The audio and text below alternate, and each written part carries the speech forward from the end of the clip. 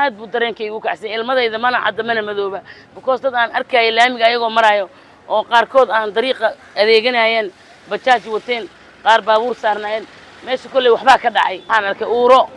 uuradii markaan arkay naxdin baa haddana ii dambaysay naxdintii markay qabatay waxaan la sii fajacay haddana ka bacdi gariirkii qaraxa gariirkiisii waxaan kala soo hadlayaa bartamaha waddo maanta duhurnimadii uu ka dhacay qarax aad u xooggan kaasi oo saameeyay dadkii halkaan ku sugnaa iyo sidoo kale goobo ganacsi oo ku yaalay haddii aan ku tilmaamo halka uu qaraxa ka dhacay waa waddada marta dhabarka dambe ee hooyooyinka ay ka soo horjeedaan maqaayadda la yiraahdo Geeldoox halkan inta badan waxaa iskugu yimaada bulsho aad u fara badan kuwaasi oo qaarkood xilliga galabkii ah halkan ku casriyeeya sidoo kalena waa goob maqaayada oo dadku ay ka cunteeyaan sidoo kale goobtu qaraxa uu ka dhacay waxay ahayd xilliga qaraxa uu dhacayay meel aad u mashquul badan waxaana isticmaalayay gaadiidka noocyadiisa kala duwan iyo dadkii wadooyinka marayay sidoo kale waxa ku yaalay goobo lagu iibiyo qaadka kuwaasi oo ay fadhiyeen haweenkii ka ganacsanayay qaadka oo iyaguna la sheegay inay waxyeello kala duwan soo gaartay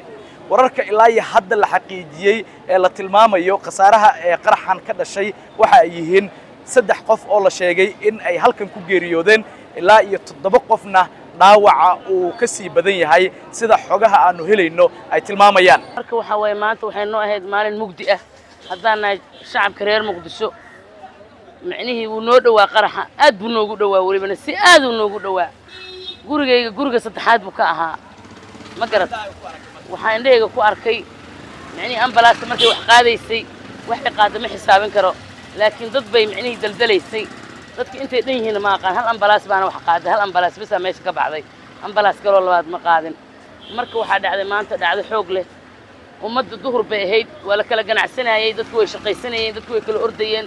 dadka macnihii qof walba uu xamaalanayay qof walba uu roorayay naftiisa iyo bariiskiisa uu dhacsanayay caruuraha laga soo tagay nin walba ilmihiisa iyo awlaadiisa uu xamaalanayay aniga markaa ilmahayga dugsi bay iigu maqnaayeen quraan bay ii aadeen quraacdi baan marka horeysa kariyay ilmihii baan sugayay qacdi markay yeedhay guriga iridiisaan taagnaa ilmihiina ay dugsiga iiga maqnaayeen naxdintii aan nahay lama soo koobi karo beer wax dhalay aan nahay ilmahayga yararka aan korsanayay aan aniga korsaday oon cid ila soo korisay aan jirin oo aan ku soo tiiriyay tacabeelay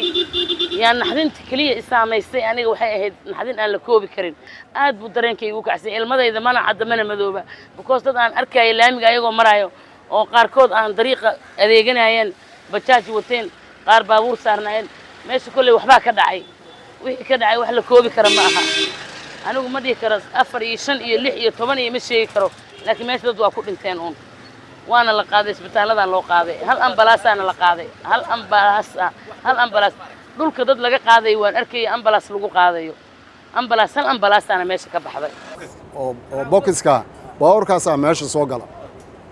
baawurka marka darawalkiisii ka degayo iyo anoo masaajid ka soo baxay darawalkii aan la hadlay waxaan riyay waraalahow mootadaas meel kale oo aan ka baxa malaane yaa intaada ii banay aan soo baxay gadaal oo u soo baxay waa uu ii banay mootadeedii aan aaday aniga mootadii aan la soo baxay mootada markaan la soo baxay asagana meeshiisa uu ku laabtay sidii aan ku soo baxay maba gaarinba marka masaajidka iyo beerta nabadda maxay isu jiraan beerta nabadda aan maray qaraxa markuu dhacayna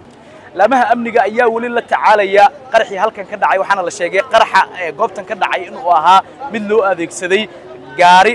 nooca raaxada ah kaasi oo la tilmaamay in goobtan uu ku qarxay xilli mashquul badan uu ka jiray goobtan qaraxa uu ka dhacay wararkan iyo wixii ku soo kordhay wararkeena dambe ayaad ku daawan doontaa saaxiibayaal